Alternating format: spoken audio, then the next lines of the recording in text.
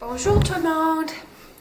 Aujourd'hui, on va commencer quelque chose qui est nouveau pour les maths. Alors, peut-être vous vous souvenez, un couple de mois passés, on a parlé de les fractions. Alors, juste pour une mini-révision des fractions, on a un numérateur qui est le nombre qui est en haut d'une fraction et le dénominateur qui est en bas d'une fraction. Alors, par exemple, si je mange, ça c'est une barre de chocolat. Si je mange 1, 2, 3 pièces, ça c'est mon numérateur parce que ça c'est combien de pièces j'ai enlevé. Et là, le dénominateur, c'est combien de pièces j'ai commencé avec. Alors, 1, 2, 3, 4, 5, 6, 7, 8, 9, 10. Et on va faire un autre exemple.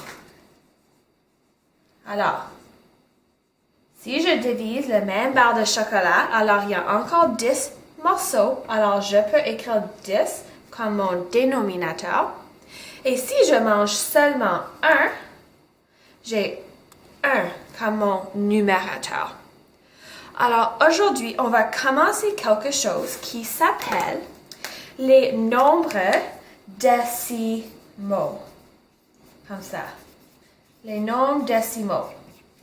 Mais peut-être tu ne connais pas ce mot, mais si tu as déjà utilisé l'argent pour acheter quelque chose, tu as utilisé les nombres décimaux. Les nombres décimaux représentent une partie de quelque chose.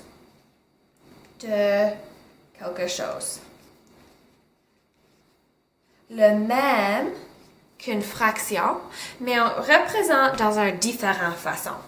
Alors, dans les fractions, on utilise une ligne dans le milieu de deux nombres. Dans un nombre décimaux, on a un nombre, un virgule, et là, les nombres après. Alors, le nombre ici, ça montre combien de choses en total qu'on a. Alors, ici, en haut, j'ai une barre de chocolat. Alors, mon nombre va être 1 ou moins, parce que si je mange une pièce, je vais avoir moins qu'un morceau de chocolat. Par exemple, j'ai mon 1 barre de chocolat et je mange un morceau. Alors maintenant, est-ce que j'ai une barre de chocolat en total? Non. Alors maintenant, j'ai moins que 1. Je mets le 0 ici. Et maintenant, je dois montrer combien de pièces que j'ai mangé. Alors ici, c'est une question qui est facile parce que je juste regarde, j'ai mangé 1. Et 1, je peux juste écrire ici. Alors, j'ai mangé 0,1 d'une barre de chocolat. Peut-être tu ne comprends pas, mais je vais faire un autre exemple. Alors, imagine que j'ai $1 maintenant. Ça, c'est mon $1. Chaque carré représente 10 sous.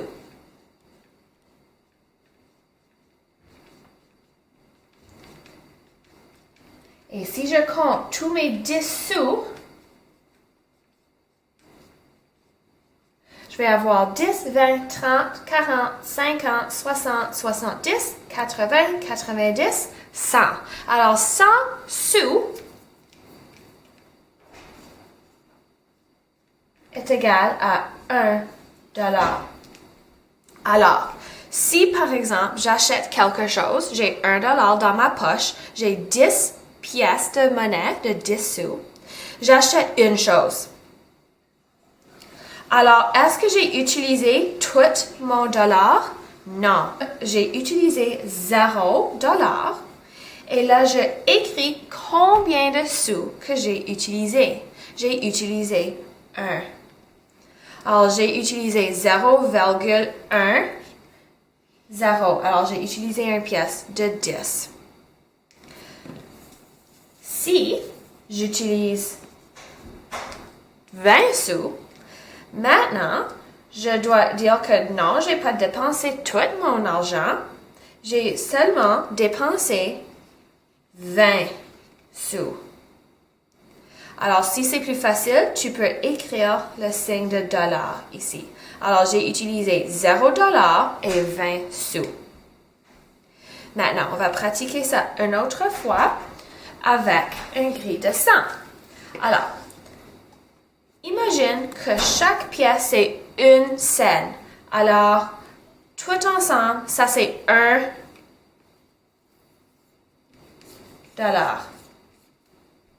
Maintenant, si je colore, je vais colorier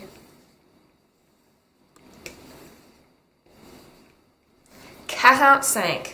Alors, si je utilise 45 sous pour acheter quelque chose, j'ai utilisé moins que $1. Alors, j'écris un 0.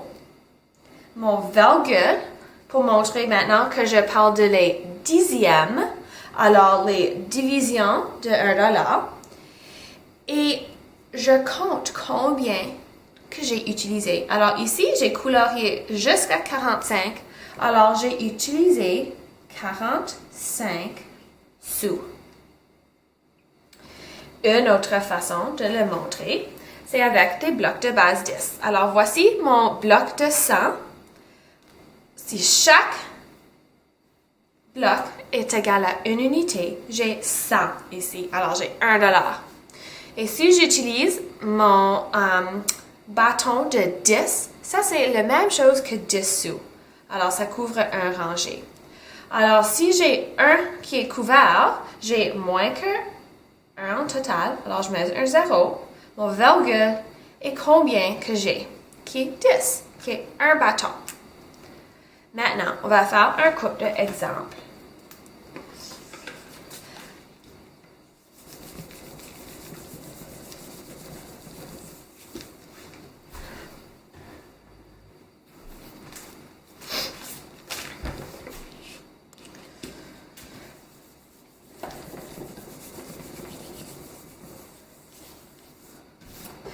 Alors, si j'ai 1, 2, 3, 4, 5, 6, 7, 8, 9, 10. J'ai 10 ballons. Maintenant, si j'ai 1, 2, 3 ballons rouges, je vais montrer avec une fraction combien que j'ai. Alors, pour mon dénominateur en bas, je compte combien que j'ai en total. 1, 2, 3, 4, 5, 6, 7, 8, 9, 10. Alors, je sais que c'est 10. Et là, pour le numérateur, je compte combien que j'ai actuellement. 1, 2, 3. Alors, ça, c'est une façon de le montrer. Alors, maintenant, pour utiliser les nombres décimales, j'écris mon virgule pour commencer. Et là, je regarde, est-ce que j'ai utilisé tous les ballons? Non. Alors, je vais mettre un 0. Maintenant, je dois décrire qu'est-ce qui reste. Alors, je juste compte. 1, 2, 3. J'ai utilisé 0,3 parce que c'est dans la place des dixièmes. Alors, je sais que c'est un 3. Juste pour une révision, on a des unités, des centaines, les dizaines. Juste pour vous montrer, on a des unités, dizaines, centaines et mille. Mais maintenant, on parle de qu'est-ce qui est sur l'autre côté de l'unité. Alors, ça, c'est où le virgule est. Ici, on a des dixièmes, centièmes. Alors, c'est la façon la plus facile de faire, c'est de penser à l'argent. Par exemple, si j'ai $1, une unité, et si j'ai 30 sous, j'ai 3 dixièmes et 0 centième.